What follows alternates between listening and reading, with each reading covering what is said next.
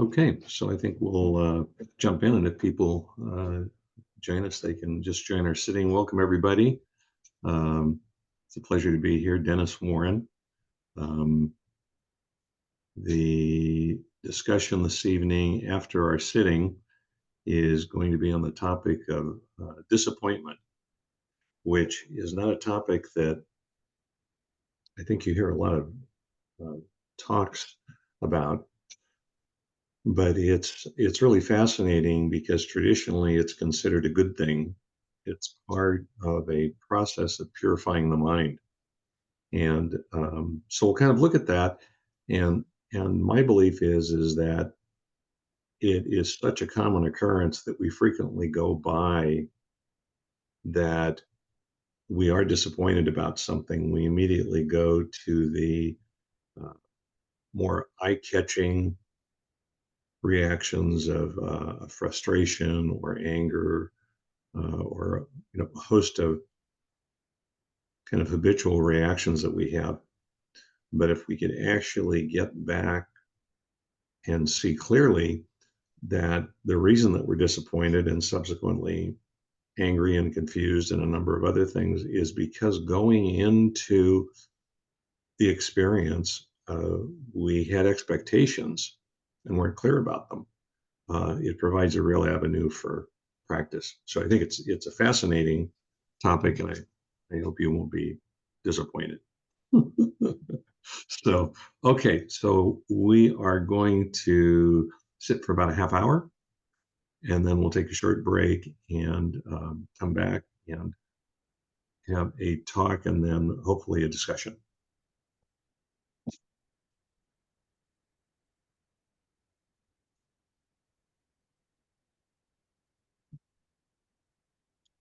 So, those of you who have sat with me before know that I like to stress the notion that it is not time wasted to really take your time in arriving in this moment rather than being caught in the energies of the day and bring them in to your sitting with you.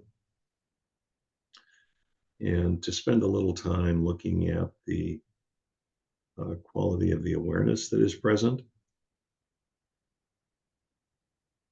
because that tells you what you might want to be doing during the sitting, um, and how your body feels, the type of energy that's present,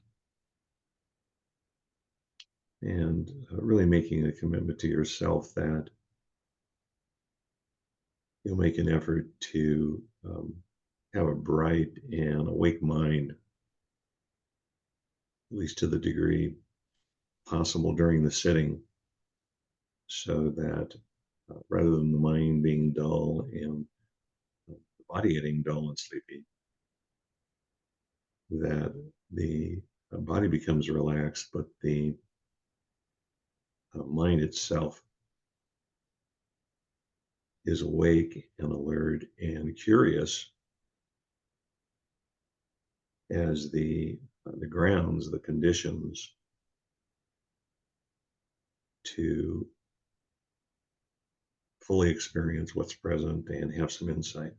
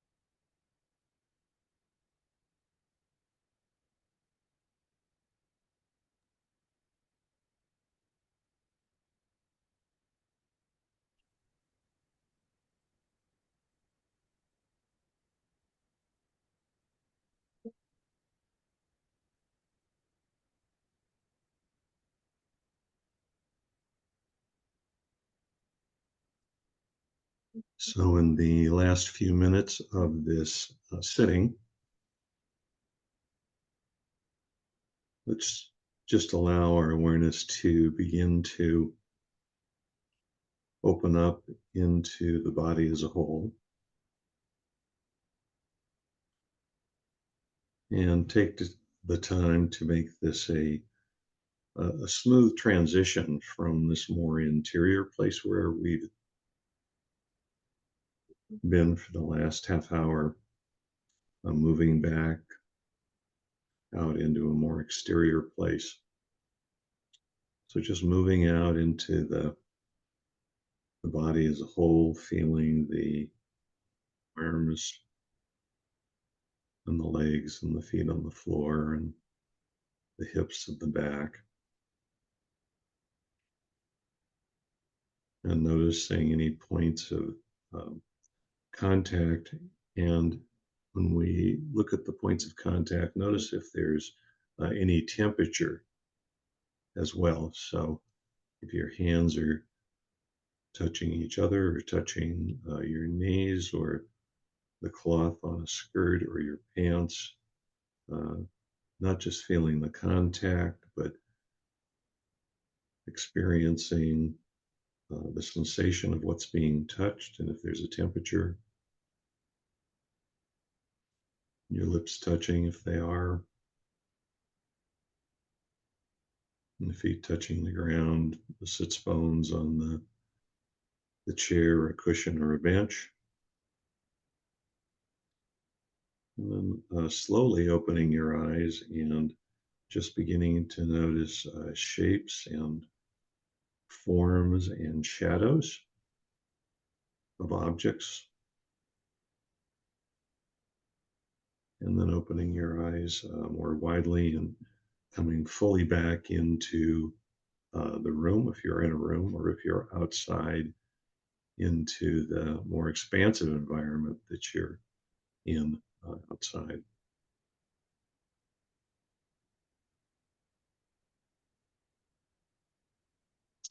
Okay, so welcome back. Uh, we will break for just a few minutes, 5, 6 minutes, just long enough to get some tea, coffee, go to the bathroom, and then we'll dig back in.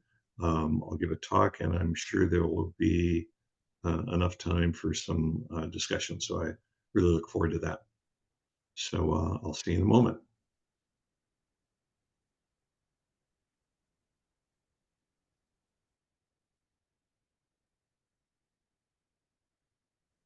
All right. So good evening, everybody. Uh, Tonight's discussion is going to be on the topic of disappointment.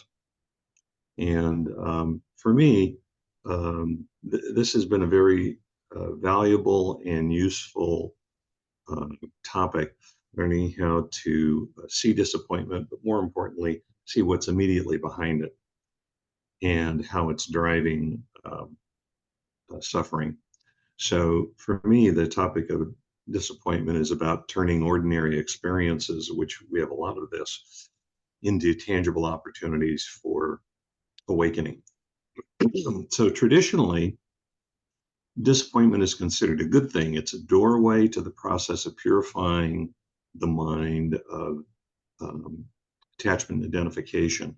And in one of the more famous suttas of the historical Buddha, he referred to this as a process of detoxifying, that we're intoxicated with things to which we're attached and we identified with. And there's a process of purifying the mind and the body and the heart.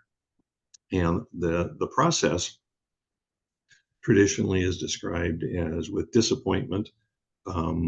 We have an expectation that something is going to take place. We're going to get a certain kind of satisfaction out of an experience. It doesn't happen.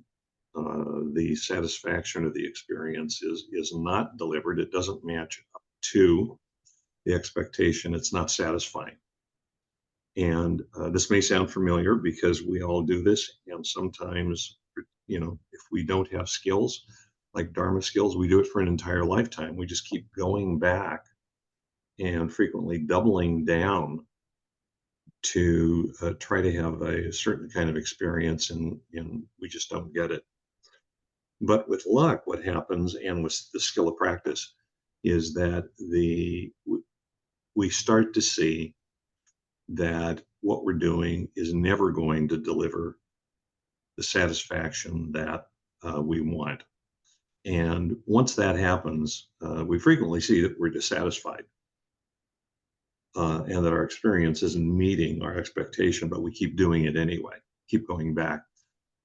The next phase is disillusionment, when we see we have the insight that this activity is never going to deliver the kind of satisfaction we want, because our practice is developed to the point, and we're starting to actually see that the underlying nature of constant change and permanence, the absence of self, it will never allow this drive that we have to fulfill a desire, a sensual desire, or a sensual aversion, to create satisfaction.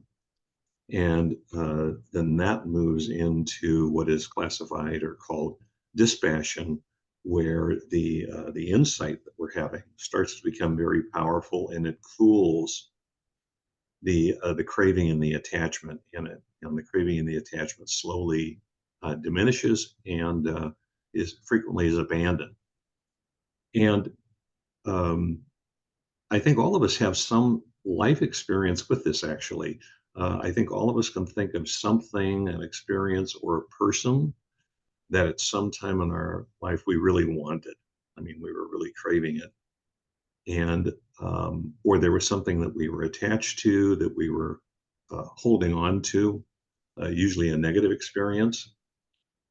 And over a period of time, you just begin to see, you have the experience that this behavior of expecting that uh, you're going to be rewarded for this effort simply doesn't happen. And then the desire and the aversion that's driving it slowly begins to diminish. So disappointment arises out of expectation. The mind is anticipating a particular experience or a result. And when it doesn't happen, when it doesn't deliver, we're dissatisfied. And commonly, what happens is that the dissatisfaction from the anticipation or expectation not being fulfilled immediately results in a reactive habit of frustration, anger, um, uh, sometimes depression.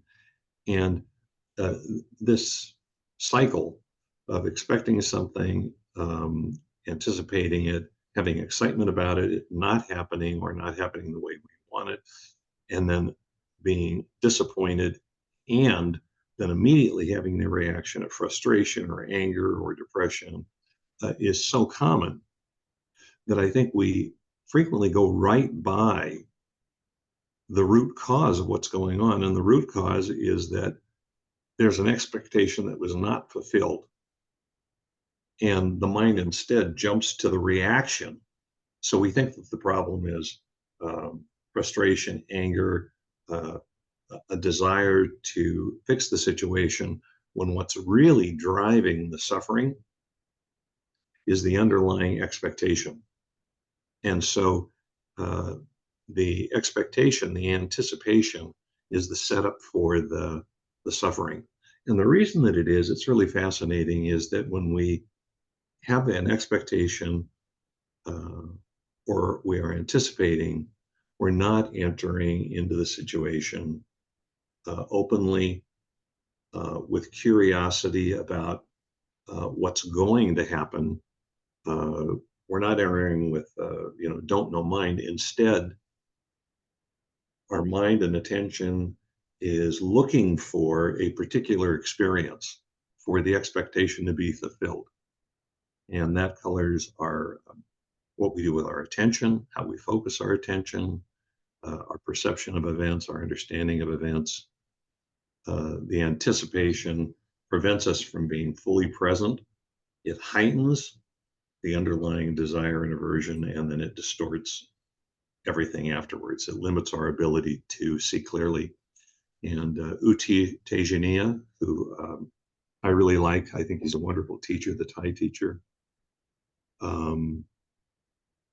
What he points out is that when we have this sense of anticipation or expectation, which is quite regular, but we're not identifying it, is that there's an underlying sense of tension or anxiety in anticipation of whatever the experience is. And we frequently misinterpret that as excitement. And from Utejaniya's perspective, it's actually a form of unhealthy tension or anxiety.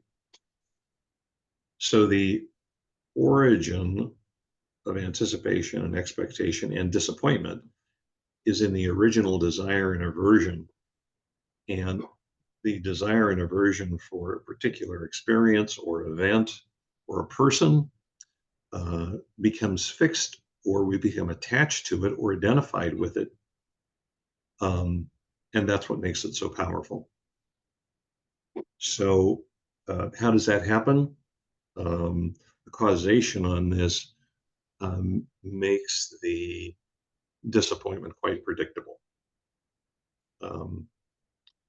We have deeply seated habits, tendencies of mind that act as the forerunner of our experience, and given the right circumstances, those are triggered. So it may be that we have an expectation or an anticipation. Sometimes people mistake those two things for hope, that something's going to happen, and we have that from a prior experience, frequently from a prior negative experience.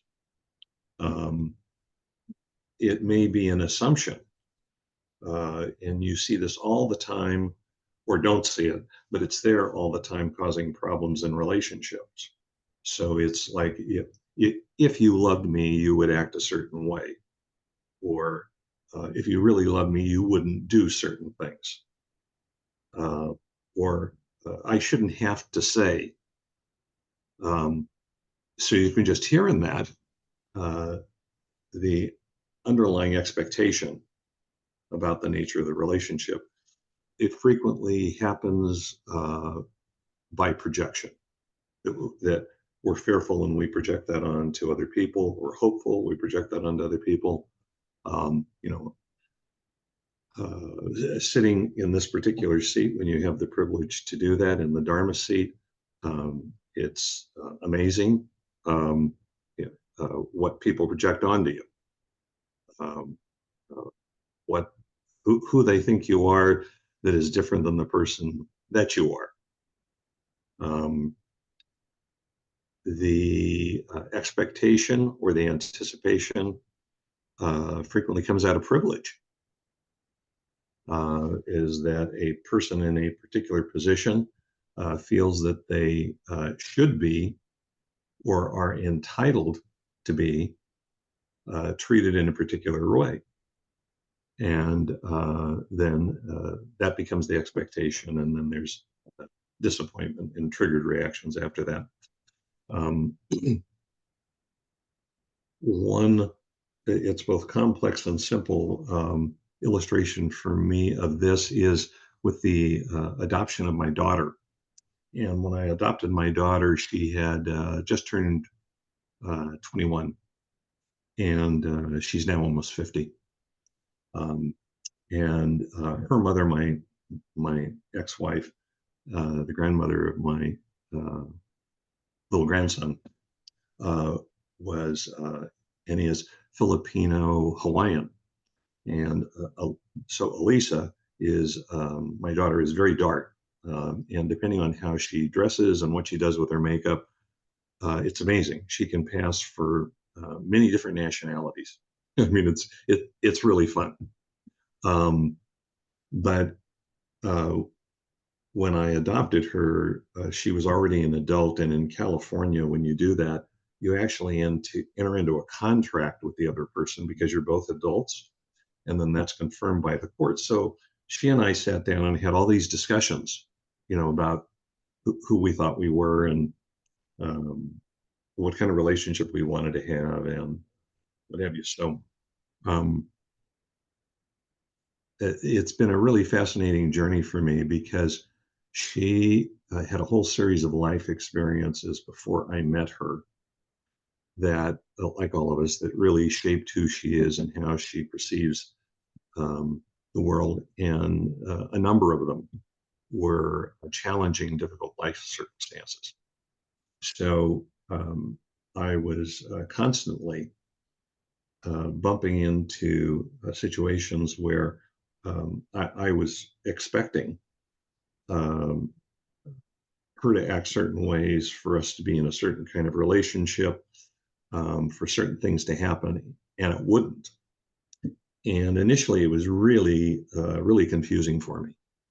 And I was just so thankful for this practice because I started looking at exactly what we're talking about tonight and realizing that um, where those expectations were coming from. And once I began working with that, rather than working with what happened when my expectation wasn't filled, our relationship completely changed. And one place where she really helped me was uh, was my understanding of race and ethnicity.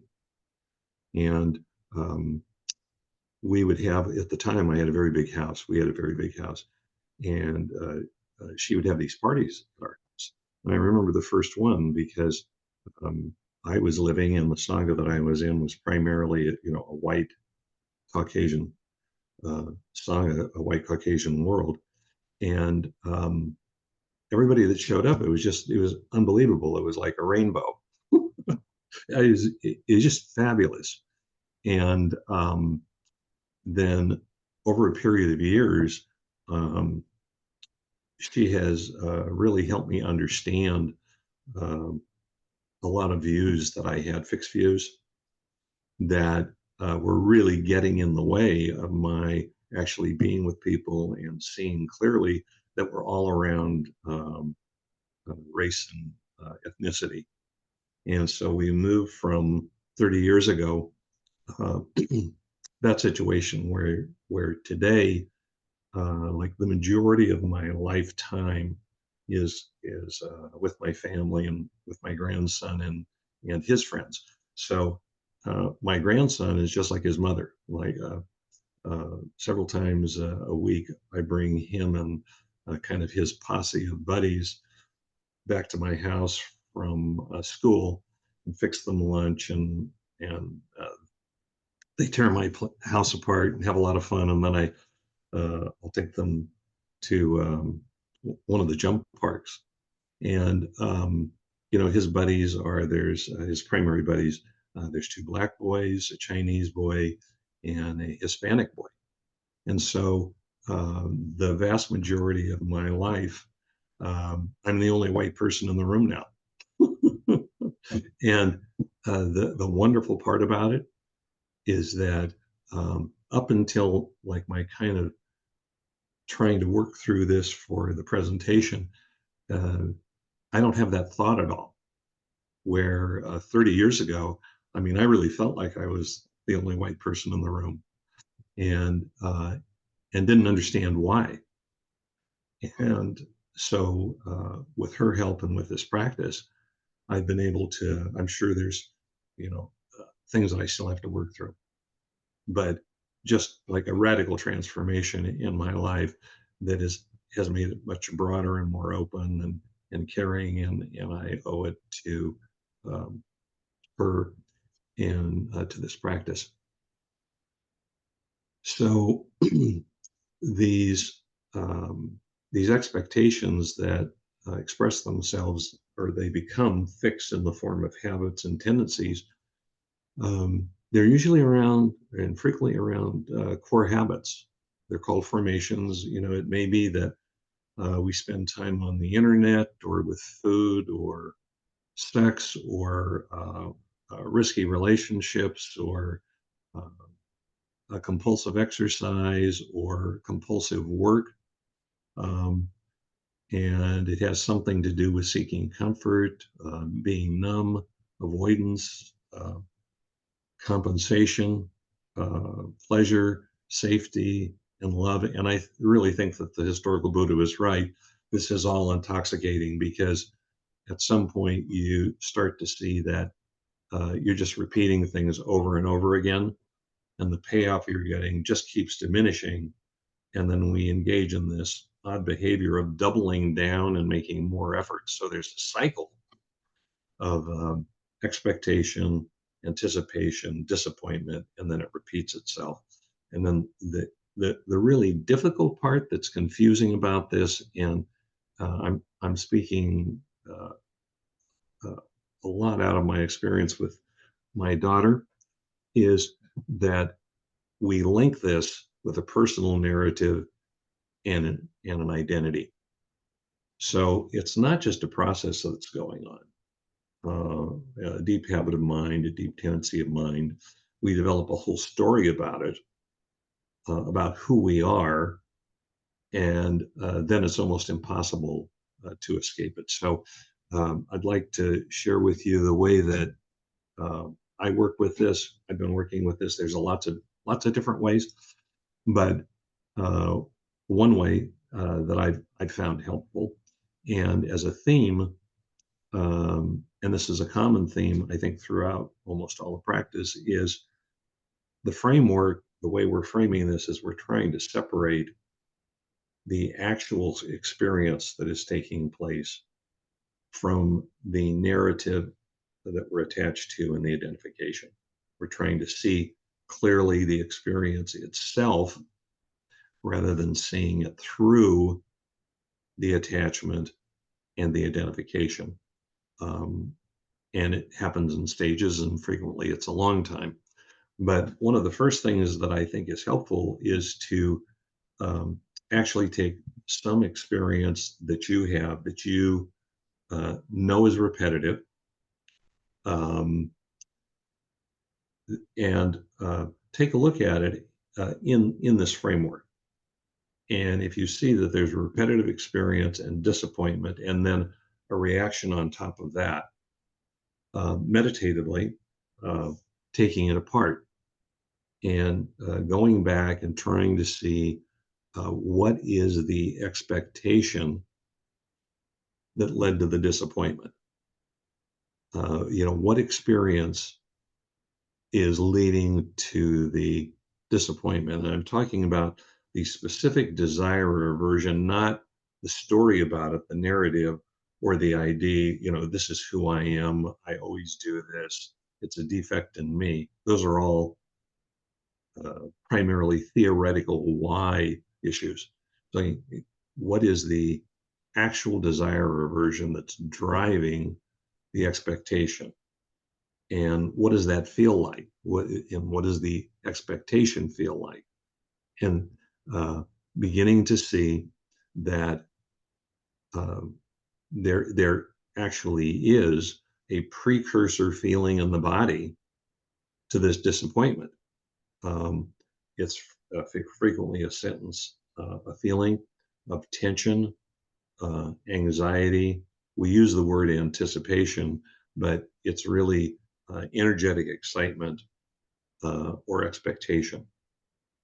So uh, begin to, in a setting where you're not confronted with something that you're doing a recollection, to actually start to kind of take that apart, look at how it feels, and begin to focus the mind so that when this comes up in real life, that what you're trying to get back to is the original or the origin desire or aversion, not the reactive desire or aversion that happens after you're disappointed, after the expectation isn't met. That's a whole separate issue. So, I mean, we have to deal with that. But what this is about is getting back to the origin of the problem. Um, so then when it arises in the moment, I think it's really helpful. First of all, you have to want to do that. You have to set an intention to see disappointment, to experience it fully.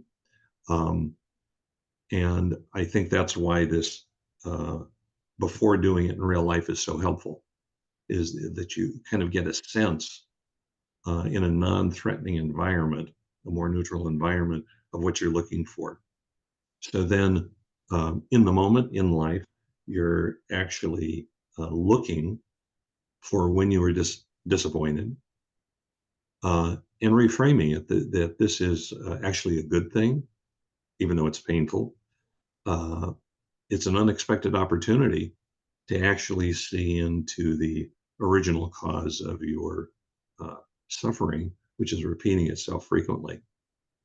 And then go down into the body, into the sensations, the patterns of sensations in the body, the moment to moment experience, which is the key to keeping us out of the narrative and the identification, and experientially explore, not conceptually, but experientially explore what the disappointment feels like and what is the desire or the aversion that's driving the feeling of disappointment. So this is what we really want to see, feel, and explore. It's the desire or aversion being expressed in an expectation and not the narrative or the personalization or the ID. Um, and my experience, and I think this is common to all reactive states of mind, is at first it's just a job to break through the narrative and the ID and the reactive habit, just to see it. But you keep at it, and then you actually start to see it, and then you see it over and over and over again. And as you do that, you start to get a little bit of distance on it, and you start to be able to experience it more clearly, more fully, with uh, less expectation, with less personalization, with less identification. And you keep moving down that pathway towards equanimity, where you can hold it and see it clearly, and not go into this whole reactive pattern. Um, and that's what leads to it dissipating. And then the final piece is so we've done before it's actually happened, examining it, exploring it. Then when it's there, when it's happening, and then afterwards, I'm really a big fan of post experience reflection of what actually happened, and looking at the experience that you had um, with a cooler mind, seeing the causation, seeing the underlying pattern that led to the expectation, and then uh, just reflecting on what adjustments um, you might make in the future to deal with this. So the more familiar you become with the sensations of anticipation and expectation, you begin to realize that those are the triggers that are driving the experience that leads to disappointment and frustration and anger. Um, and some people, yeah, in working on this, I've talked with people, and uh, people respond with a dualistic mind and say, well, we have to, in a healthy way, anticipate things, create expectations. And of course, that's true. But what we're talking about here is that as a habit of mind, we frequently do this. And once you start to look for it, you see that you do it. Most people see that you're doing it all the time, and it's not healthy. So the question is, well, what is the alternative that you're also trying to cultivate rather than anticipation, expectation, planning? And there's a movie that some of you have heard me talk about before that I really like, and it's called Shakespeare in Love. And the basic theme of it is it's a romantic comedy, and it's a young Shakespeare, and Gwyneth Paltrow is a young princess, and she is the young Shakespeare's muse. So and they're trying to hide this. So there are all these moments in the movie where uh, their relationship is going to be revealed, or the play he's working on isn't done and it's going to be a failure. And they meet briefly, and they're very, very worried. And they look at each other and say, "Well, what's going to happen?" And one of them will say to the other one, "Well, it's a mystery." And it's like, okay, that's it. Let's dive into the mystery. And when I saw that, it really struck me that this is really the message of Buddhism. We don't know what's going to happen yet. Everything is impermanent. We ideally talk about, don't know mind.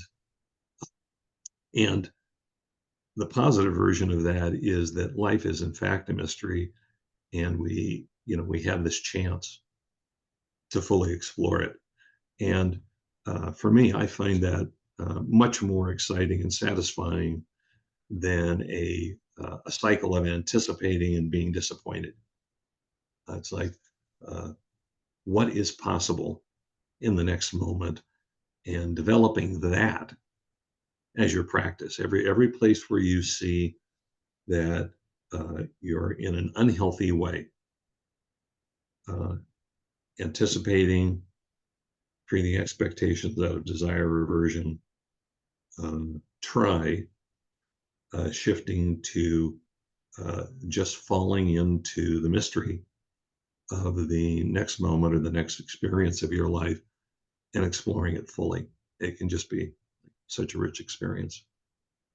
Okay, so those are my comments, and hopefully there will be some questions or some comments, and I'm going to open it up now for that.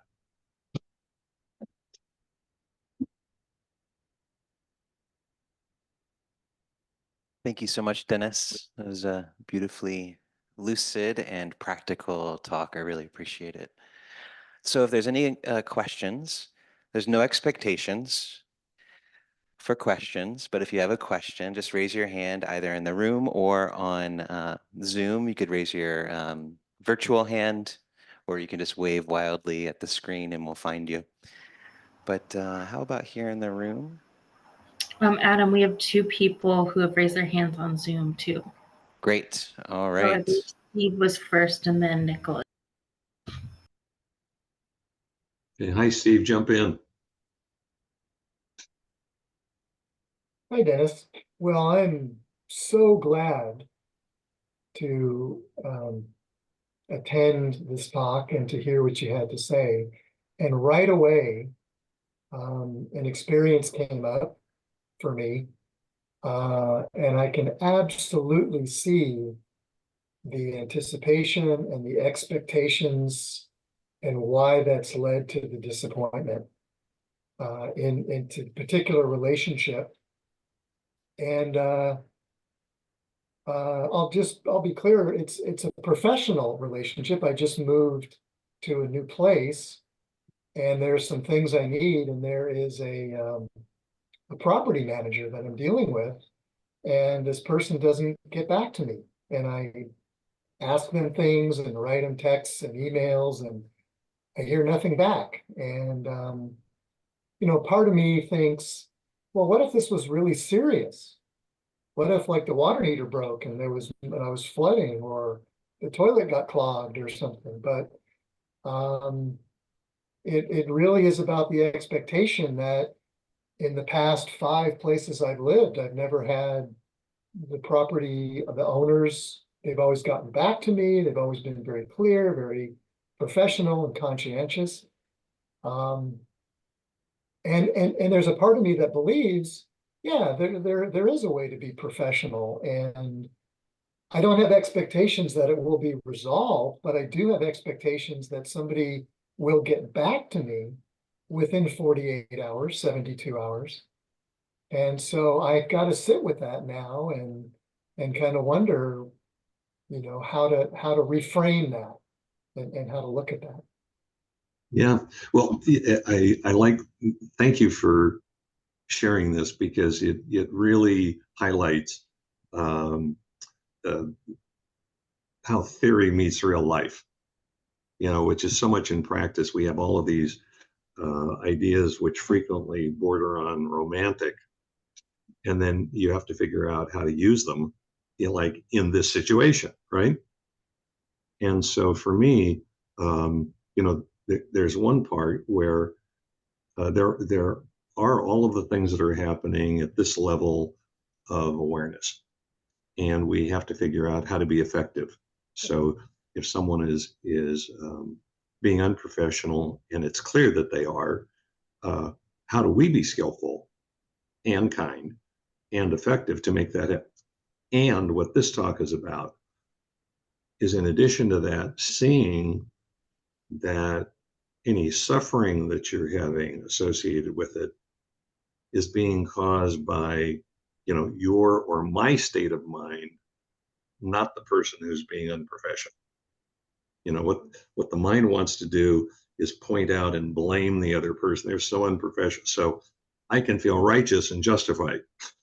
Right, exactly. It's fabulous, right? I mean, really, and the whole point is that's ignorance. That's, from a Buddhist perspective, that's completely wrong. Where the suffering is coming from is the way I'm relating to the experience.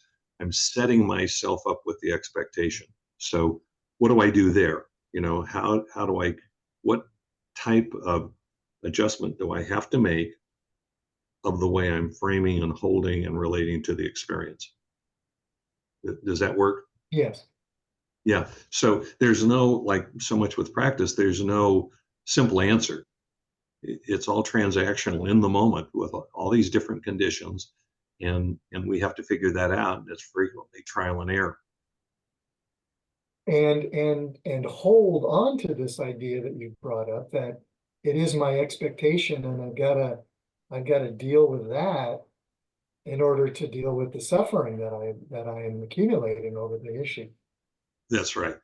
Yeah. And this is the most fascinating part of practice, because our mind always wants to project the cause of our suffering outward.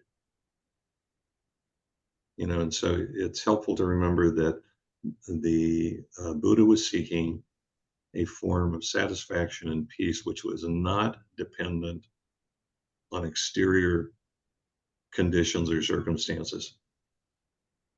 So it's a lifetime's work, but that's the touchstone. If you can hold on to that and then ask from that place, how do I look at my suffering? Then the compass always points inward. Yeah. Thank you. So thank you. Yeah. Okay. Nicholas, good evening.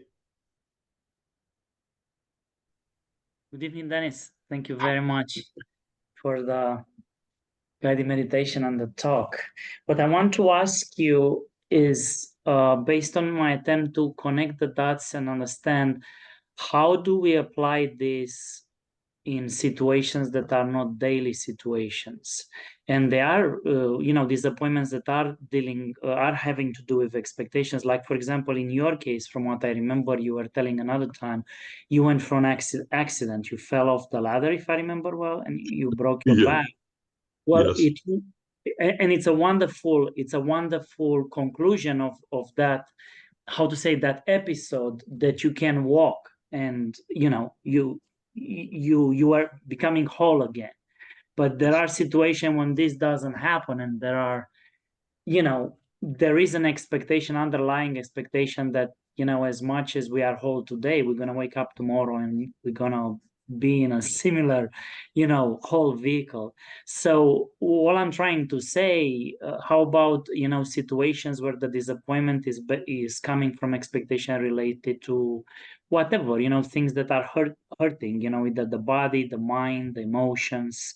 There is not just some kind of I don't know, some small frustration with, hey, my ego wants things to be a certain way and they are not. But then at the same time, for what you were saying, and I'm going to stop here, a minute ago, if we want a satisfaction that is not dependent on external circumstances, this is really big, and this involves body, heart, whatever. It's like no matter what happens.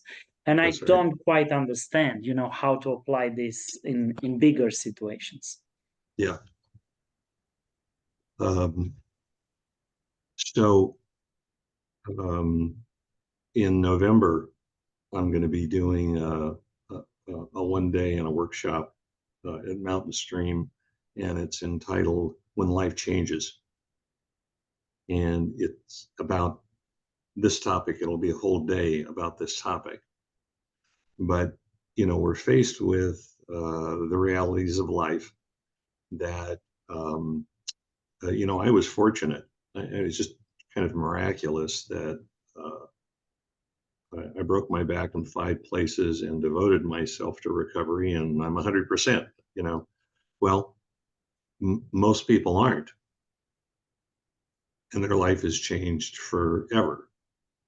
Or we start to age, and we can't do things that we did before, or that we want to do, or we become sick.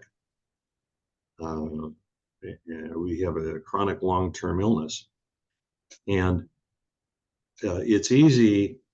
The conventional mind wants to look at all of these things I've just mentioned as different things. And from the standpoint of Buddhism, where what the Buddha was interested in is how we relate to and hold our experience either points our mind into suffering, or it points it out of suffering. And so, for example, I've had both of my knees replaced, and I've really worked at that. I really have, I think, what is optimal mobility, but I can't run anymore. I was a distance runner, and I love to do that. My grandson is getting into basketball, and I do everything physical with him. I can't. It's almost dangerous for me to do lateral movement. And so I just have a choice. It's like, am I going to allow my not being able to do those things to kind of torture me and cause me to suffer? Or am I going to reframe that experience and accept that I now have certain limitations? And as I mentioned at the last part of the talk, well, what's the alternative? And the alternative is the mystery of what is possible. And if you heard the talk that I gave here at Mountain Stream earlier this year about rehab on my back, if you can just stay in moment to moment and asking yourself in this moment what actually is possible and test that reasonably, it just becomes like alive and exciting and vivid. This thing about don't know mind, if you can actually actualize it, is enlivening. It really makes life fresh and exciting. So whatever it is, if you're in the process of, I did this When Life Changes workshop a couple of weeks ago, and the couple showed up, and he has ALS, Lou Gehrig's disease. And I met with them beforehand to, get clearer what he was capable of doing, and, how I should adapt the program for his being there. And that week, while we were talking, he lost the use of both of his hands. Well, that's it. Seeing clearly, I can't use my hands anymore. Now I've got to grieve that loss. It's a huge loss, and it's terrifying. And what this practice is about is figuring out how to embrace that in a wholesome way where I can heal and I can heal into the new wholeness of whatever the mystery of my life is, rather than being attached to, stuck on, having a fixed view of what my life was or my life should be. This is about discovering what my life can be. That's the whole question. So, and very similar to Steve's question, this is something that we find out experientially. It's not an idea. We find it out through lived experience, trial and error. So, does that help a little bit or make it more confusing? Thank you very much, Dennis. Okay, Nicholas, thank you. Very, very deep answer. Thank you. Okay, we have time for a couple more questions right here in the front. Hi, Dennis. I'm Sarah. Thank you for your lovely topic or choice of Yeah, hi, topic and Sarah. deliverance of it. My question is, for example, last Friday I was on my way to a meditation group and a Dharma talk, and in the parking lot I got some very disappointing news, and it was wrapped around something I had a lot of expectation and plans around. And it was just, I felt crushed in that moment, but I, gathered myself together and came in and started with the meditation. And it was such a gift to just be able to walk right into seated insight meditation practice right there. Yeah. And in that process, yes, it was a very busy mind to try and calm down, obviously. But by the end of the meditation, I had a very clear action, right action to do in response to this situation. And I'll spare us the time because the details are not important. So that was incredibly helpful. Like, oh, okay, sink right in, sit on the cushion and allow it to pass. Excuse me. And then today I had a very disappointing experience happen. And I was in the midst of a well, too tight a schedule. And there wasn't time to stop and sit and be on the cushion with it. And so I was struggling with transmuting that disappointment into acceptance and equanimity, and I find it's not really skillful for me to do that at a stoplight because I get honked at. So what would you suggest for being able to confront disappointment while you're on the go, so to speak? Yeah, well, this is always the problem, right? We're confronted with these challenges, and we can't stop and meditate or start chanting. I always used to use the illustration of I'm in a deposition as a lawyer, and somebody big surprise just blows your whole case out, and you say, "Hey, well, excuse me, could I just take a moment?" Oh, well, that doesn't work. You can't get away with that. So I think the first thing that I'd like to say in response to your comment is that we have to figure out in the moment or later, at the end of the day or relatively soon, you have to experience the disappointment fully. Because if we don't process that in the body, that experience, it becomes, this is maybe overplaying it, but it becomes like a little mini trauma. And if we keep stuffing things, this underlying anxiety and tension that U Tejaniya talks about ends up taking on a life of its own. So I know that doesn't answer your question, but just to note that for everybody, I think it's not just getting away from it, getting numb, getting relief. It's like at some point later in the day, sitting with it and letting that experientially, not conceptually, flow through you. In terms of what to do in the situation, I think we all have to figure out what is it that really works for us, what works for me.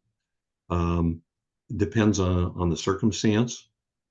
It always involves opening to the experience in my body, and as best I can to get out of the story and the personalization, and just experience the raw feeling of the energy manifesting itself in my body. And I've done that long enough where that really tells me a lot, because I'll frequently be confused about it, because there's a difference between being fearful, being anxious, being angry. Those all feel differently. So just opening to that, and to the degree that you can, and it's surprising, over 2, 3, 4 minutes, you can really, by allowing that flow through you, create an energetic change in how you're holding things, and then at that point, decide what to do. I like to use. I have a series of little mantras that I use that remind me to practice in a particular way. Sometimes I'll do a little metta, a few lines of metta. So I try to respond to the situation rather than have it, kind of like a formulaic response that I'm always using. Thank you. Uh, thanks very much for coming tonight and your attention. I always really enjoy being here. You have such a lovely Sangha, and I think I don't know if you realize it yet, but you are really fortunate as a Sangha to have Adam as your new guiding teacher. I think you're going to find out this is really a wonderful thing for your community. So may the merit of our cumulative good intentions and our effort this evening support the efforts to diminish suffering in the world, and to bring some measure of true peace and happiness into the lives of all of those who are suffering. So thank you very much.